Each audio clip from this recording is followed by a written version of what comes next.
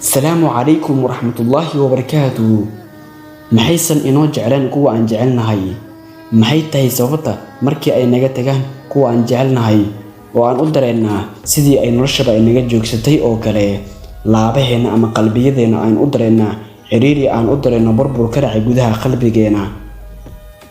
maxay ugu hareermaysaa ama ugu camiraysaa qulubteena murugo, laabaheenan ay u abuurmayaan xusuuso murugo leh oo ay nagu adkaanaysaa inaan ilaawno iyaga sidii ay iyagaba noo ilaabeen oo kale?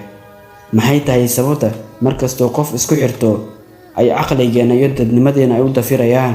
maxay tahay sababta markaynu siiro jecel fara badan oo ay ugu ciyaarayaan dareenkeena? maxay tahay sababta kuwa aan jecelnahay aynuusan u qadarinaynin jecelkeena? maxay tahay sababta markii hore aan agtooda qiimo ballaaran ugu lahayn markaynu furnay albaabada nolosheena idil oo ay ugu ciyaarayaan qalbiyadeena daacad ahaa oo jilicsanaa? maxay tahay sababta ilaa hadda aan u jecelnahay? maxay inooga tagaan kuwa aan awood u siino mar waliba?